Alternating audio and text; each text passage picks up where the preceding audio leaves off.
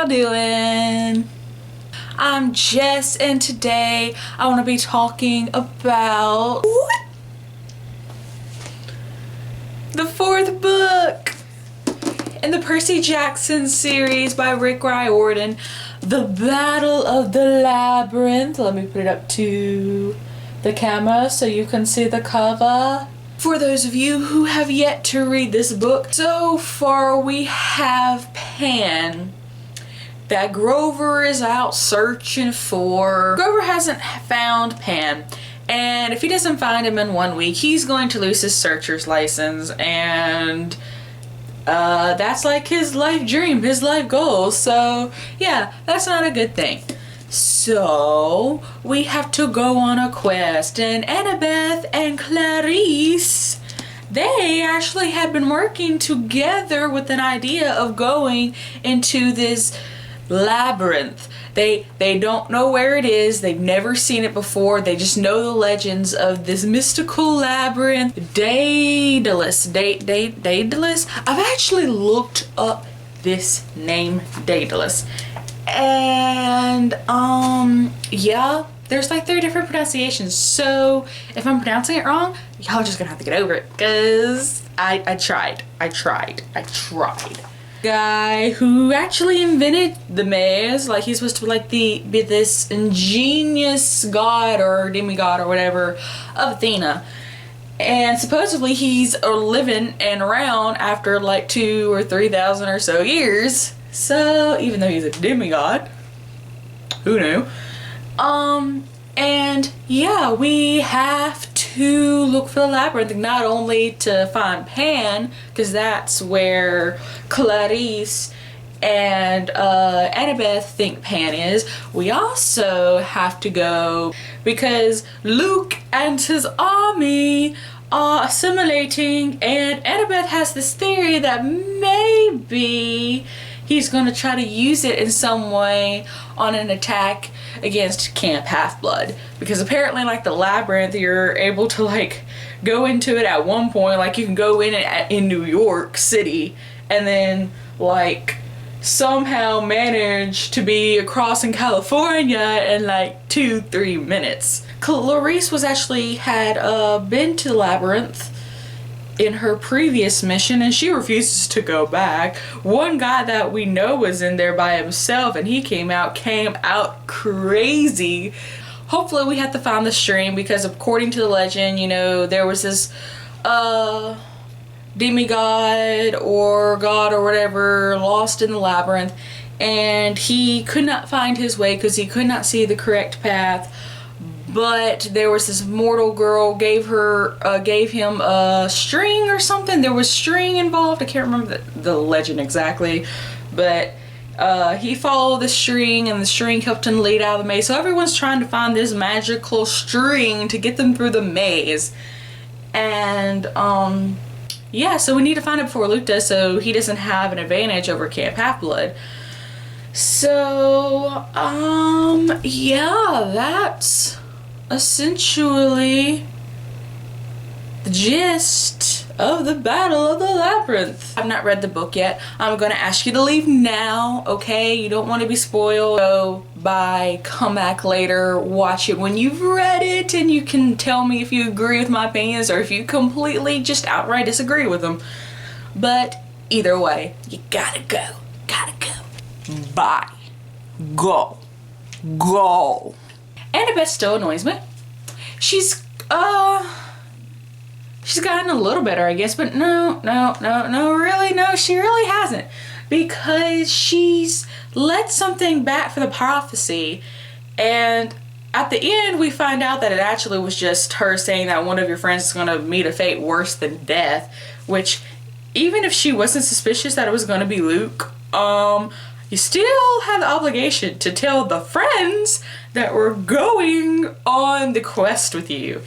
So, yeah, because what if it was one of them? What if it was Percy who got a fate worse than death, okay? Then she was like really rude to Rachel. I get the whole you wanted Annabeth. I get the whole Annabeth has to be jealous thing because she supposedly has a thing for Percy. And, well, she does have a thing for Percy because she freaking kissed him. But that still leaves you no right to be mad at Rachel, whom Percy has only talked to like a total of 2 times? 2 times, and both times there was not much talking because they were being attacked by monsters. And there's no reason for it. It's actually even a little bit out of line because you have this mortal girl. She has no training whatsoever as far as like protecting herself or defending herself with any kind of weapon, let alone magic of any kind of sort. She literally just found out about monsters and demigods and Greek gods and titans. She found out about all of this in like 20-30 minutes before we go into the labyrinth. And she willingly goes in there to help Percy and you and your camp, and when she has no obligation to do so, risks her life. I extremely like Rachel. I am actually shipping them at this point, which I know is a lost cause because I know eventually, since Annabeth has been here since book 1, and they're the go-to ship, and she's supposed to be in the Heroes of Olympus series, the next series after this series. Yeah, I know the Rachel and Percy thing is not gonna happen. No, I'm sad about that. Calypso scene. I was not fond of the Calypso scene. Honestly, I could have dealt without it. I think the story could have dealt without it unless it somehow goes into play in the next book. Grover was actually less annoying in this book. At first I thought I was going to be really annoyed with him. Juniper, I might be pronouncing it wrong, but Juniper the tree, he's dating a tree. Of course he's dating a tree. But Juniper, she's just as whiny as Grover. And the only reason why I don't have a problem with having another whiny ass character like Juniper is because she's like the perfect, you know, female version of Grover. Maybe the reason why both Grover and Juniper comes off as like whiny a lot of the times or very emotional is probably because maybe they just have like a lot of heart. Maybe it's not really a bad thing that he's so annoying or she's so annoying. Percy in this book, ironically, he had a little thing going in this book that really irritated me. He was funny like all the other books. He was courageous like all the other books. But twice, Percy, when he's up against an enemy, he not only offers his life in order to save him and all of his friends, or him and somebody else like Nico, he also offers everybody else's life along with his. It just... Did you notify any? Did you ask? Just... If I clean the stables by sundown, then we all go free, including Nico. And if I don't, well, then you can like eat all of us, or you can have all of us. Would have been like, well, no, do I get a choice? And do I get a choice no matter whether or not I die? Just before he bargains me off without asking. And he's in the battle room, right? He's in the battle room. And so he doesn't kill the other opponent because he doesn't want to kill the other opponent. But at the same time, he can't let everyone else die. So he's like, he challenges the Cyclops, the head Cyclops. And he's like, okay, I'll offer you a deal. If I defeat you in a battle, me and my friends, we all go through the labyrinth, okay? And you can't harm us. But if I lose, you can kill me and all my friends. Before it was just Annabeth, Grover, and Tyson. But now you have Rachel, this innocent mortal girl who's helping you out. You just offered her life. I'm glad you're so confident, but yeah, I still would like to be asked if you're going to offer my life up as a bargaining chip. But that was the only thing that really irritated me with Percy in this book. And I think it's like the first time that he's irritated me. I was just like, stop! He kept doing it. Like the first time was just like, did he seriously just? And the second time I was just like, stop doing that! Stop it! You didn't ask! We meet up with Quintus and he reveals, I'm daedalus.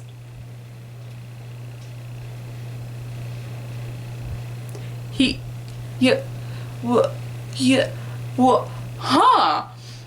I did not see that coming. Unlike the Titan's curse with Atlas being Zoe's father, there was hints dropped about that.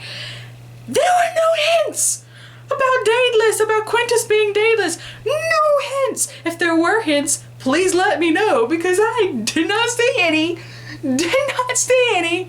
They're like, you can't be Daedalus. No way.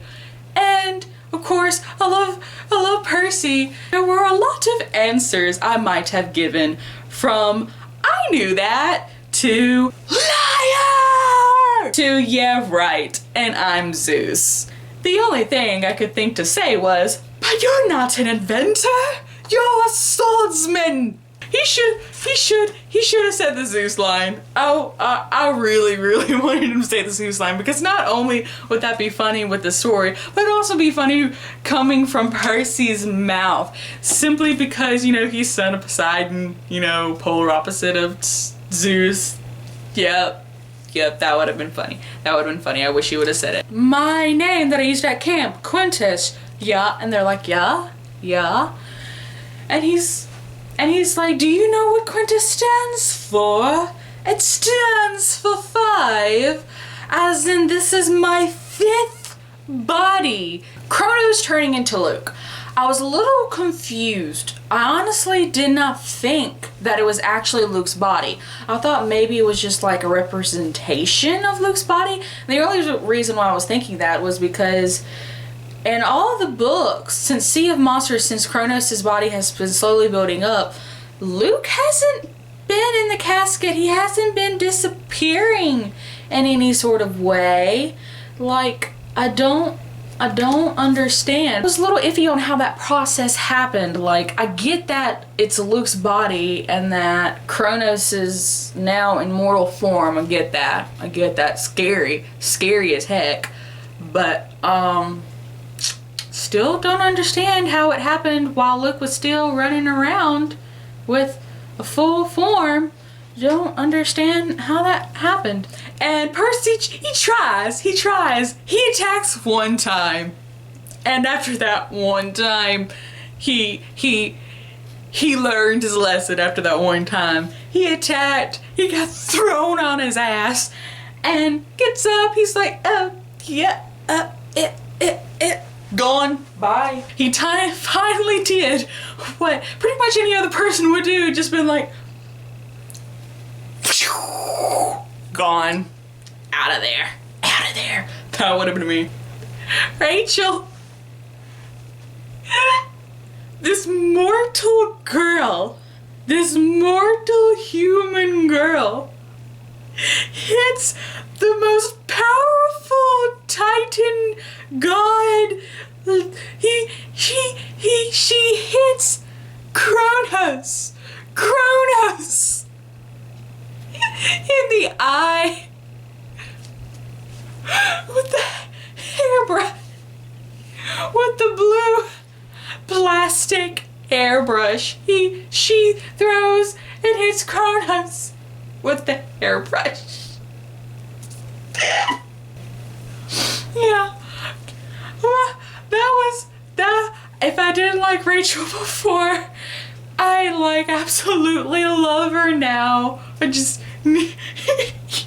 was wondering when that hairbrush was coming into play, because there was 2 different scenes where Rick Riordan was telling us about her hairbrush, and I'm like, why does it matter? And we know why it matters now. She brought the hairbrush in the maze with her as a weapon, and it was deadly.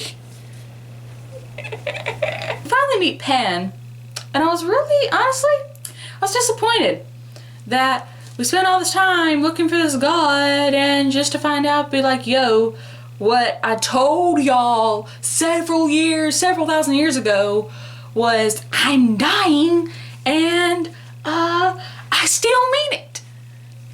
So yeah, so Grover has to deliver the news that Pan is legit dead this time.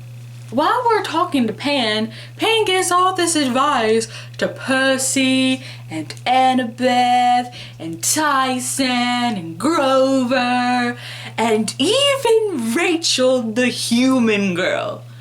And the entire time, he completely ignores Nico. I felt so bad later. I even forgot Nico was there because Nico was not mentioned at all in that scene whatsoever. And, yeah, that was kind of mean.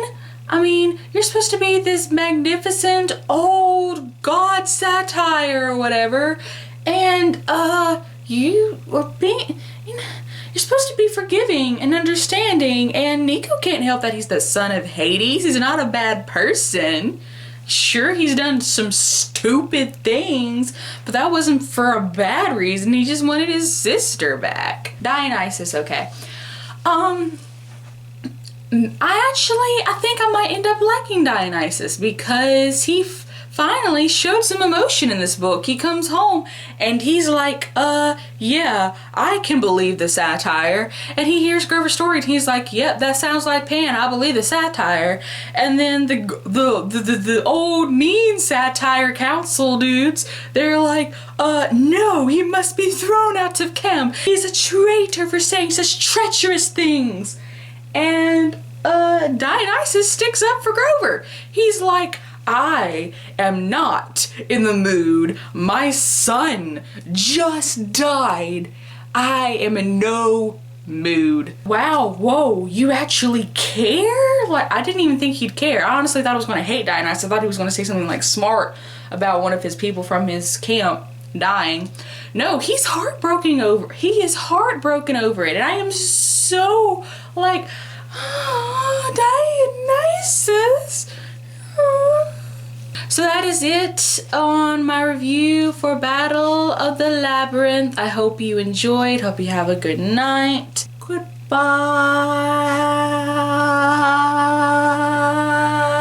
I'll get lost if you want me to.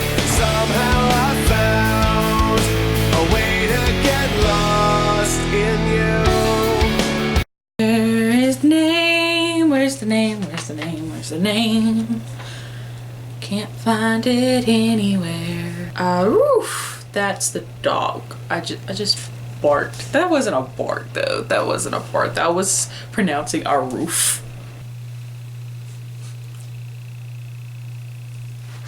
Vogue with books. Vogue, Vogue, Vogue, Vogue. I actually did Vogue for Showcare once.